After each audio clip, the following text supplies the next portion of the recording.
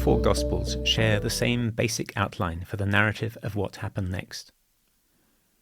After the Last Supper, Jesus goes with his disciples to a location outside Jerusalem on the Mount of Olives. Judas brings a detachment of guards and representatives of the priestly rulers of Jerusalem. There is a brief, violent confrontation in which the high priest's servant has his ear cut off. Then the disciples escape, leaving Jesus under arrest. Jesus is taken back to the city, to the house of one of the priestly families, and is interrogated there. Peter follows at a distance and waits in the courtyard of the high priest with the servants. These recognize him as a follower of Jesus, but each time they claim to identify him, he denies all knowledge of Jesus. When a cock crows, he remembers that Jesus had told him during their Last Supper that he would deny him in this way. After the interrogation by the chief priests, Jesus is taken in the morning to the Roman governor, Pontius Pilate. The chief priests present him as an insurrectionary who has claimed to be king of the Jews. Pilate moves to release him, but fails. There is a scene where the Jerusalem crowd choose the release of Barabbas over Jesus, and voices demand that Jesus be crucified. Jesus is handed over to the executioners, taken outside the city, and crucified. The clarity of this outline suggests that there was already a well-established narrative by the time of the Gospel writers. However, within that basic narrative, there are differences across the four Gospels. Some of them are quite subtle, and some of them are more structural. The differences remind us that we are not simply reading an historical drama of human cruelty and political injustice. We are reading an account of events laden with theological meaning for author and reader. What happens is according to the will of God. Mysteriously, that will is a saving will for humankind, even though the road to salvation passes through the torture and death of the innocent Jesus, Messiah and Son of God. Each Gospel author offers subtly different highlighting and interpretation of the meaning of the Passion. Let's begin with Mark. Mark's Jesus throughout the Gospel has shown the biggest range of human emotions, including anger and grim determination. Now we see fear. Jesus goes to the Garden of the Olive Presses, Gethsemane, to await the inevitable. He knows that Judas is on the way. Nevertheless, he leaves the main group of his disciples and goes to pray alone with just Peter, James, and John as witnesses. Mark portrays Jesus as almost out of his mind with fear, panic-stricken. Matthew and Luke noticeably tone down the language for their audience. For them, he is simply distressed. He tells the disciples that his soul is cast down to the point of death. The reader will recognize a hint of Psalms 42 and 43, a clue that even in the midst of this very human fear, prophecy is being fulfilled. We listen in on Jesus' prayer. He calls on God as Father in the common language of the people, Abba, Father. He prays for release from the coming horror, make this cup pass me by. But it is balanced by a prayer of faithful obedience. Not my will, but yours. The scene focuses on the agony of a human dilemma that Mark's persecuted Christian readers can readily identify with. But it also makes a theological point. It reveals the true humanity of Jesus, embracing the will of the Father. And that is important. If Jesus had not really been human, then his death could have no saving power for humankind. Because he is truly human, his hard-won sacrifice of the will has meaning and power for all people. The letter to the Hebrews, which explores Jesus' sacrifice and what it achieves, teases out the implications of this moment in the story. In his days on earth, he offered prayer and supplication with loud cries and tears to the one who was able to save him from death. However, even though he was the Son, he learnt obedience through suffering. The point for the author of the letter is that Jesus is the true high priest who is able to suffer with us in our weakness, who is put to the test in every way like us, but without sinning. Precisely for this reason, we can take courage and approach the throne of grace. Now, in John's account of the arrest, Jesus shows no sign of wavering. However, we do witness a version of this same moment of weakness earlier in his gospel, as Jesus speaks to the crowd in Jerusalem just before the Passover. John, too, recognizes this as a theologically significant moment. "Now my soul is distressed. What am I to say? Father, save me from this hour.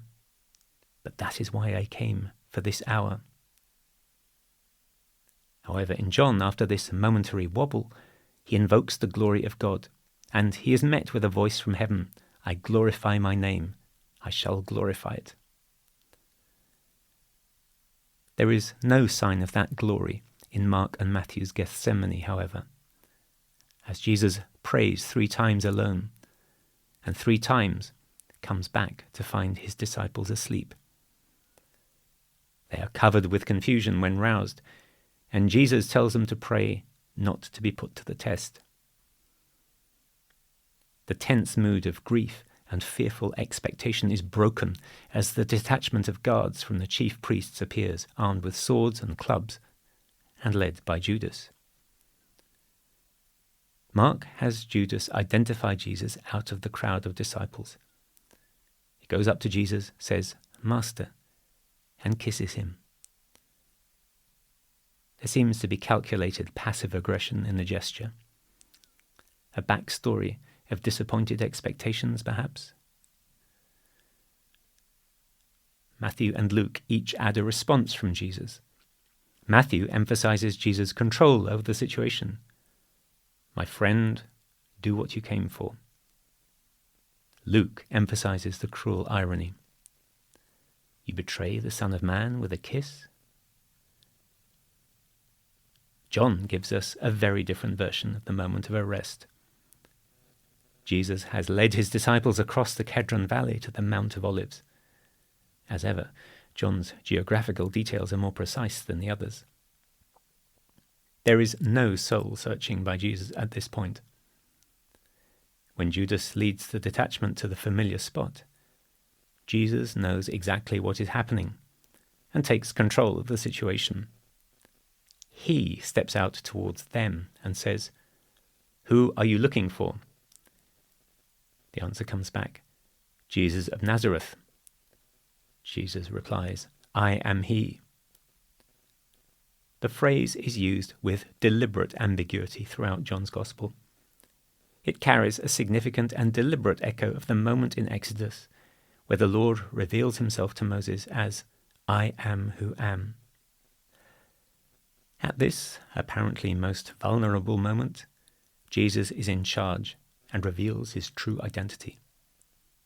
And his declaration has a dramatically appropriate effect. His opponents shrink back and fall to the ground. Only when he asks a second time, and they reply as before, does he surrender himself, asking only that they let the others go. In all the Gospels, as the guards lay hands on Jesus, violence breaks out. One of the disciples draws a sword and cuts off the ear of the high priest's servant. Luke has taken care to lay the ground for this earlier in his narrative. The disciples have already presented weapons to Jesus during the supper.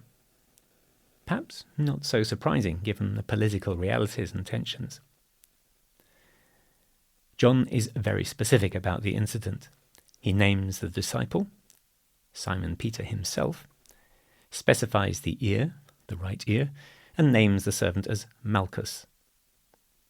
As he orders Peter to put away his sword, Jesus then asks, "Am I not to drink the cup which the Father has given me?"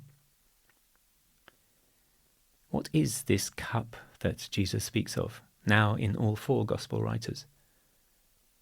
If we follow the trail of Tanakh references, the phrase takes us to Isaiah 51. The people have experienced God's anger and the agony of conquest by their enemies. In Isaiah's metaphor, they have drunk the cup of God's wrath, the cup of stupor. Now, the Isaiah passage does look forward to a time when the cup will be removed, but in the moment, they are experiencing the real-world pain and suffering of God's judgment. So this word of Jesus tells us that it is he who must drink the cup of God's judgment. In the words of the servant song of Isaiah 53, he must be taken for a sinner in order to save sinners. Matthew's Jesus asks a similar rhetorical question. Jesus could summon legions of angels if he wanted. But if God were to send those legions of angels, how then would the scriptures be fulfilled? But Matthew's Jesus also adds a warning about violence. Those who live by the sword will die by the sword. Those words will be particularly powerful for Jews and Jewish Christians who have lived through the brutal aftermath of the Jewish revolt against the Romans. Luke rounds off the incident rather differently. As so often, he highlights Jesus' role as healer and reconciler. Jesus tells the disciples to let it be, and in an act of mercy, heals the servant's ear. We'll see similar distinctive touches, emphasizing Jesus as merciful reconciler later in Luke's account of the Passion. Luke's Jesus, before he is led off, adds another theological layer to the narrative as he says, "This is your hour and the dominion of darkness." We can recognize the language of a cosmic power struggle between dark and light, familiar in the theology of the Qumran Jewish groups, but also very much a feature of John's Gospel.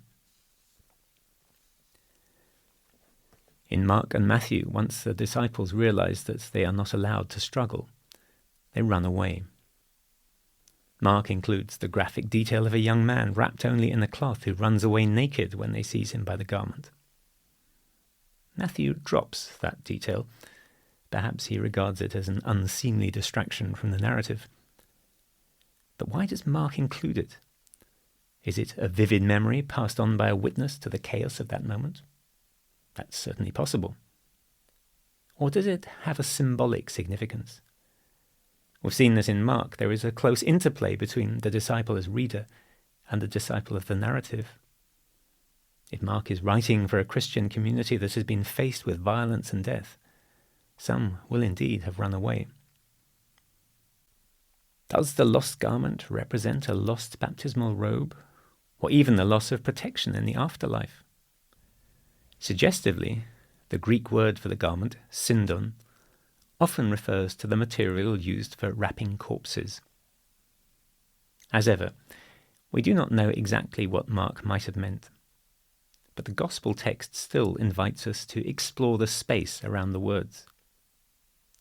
The disciples, at any rate, run away in panic, and only Peter is left hanging on in there, following the armed group at a safe distance. Thank you for listening, and see you next episode.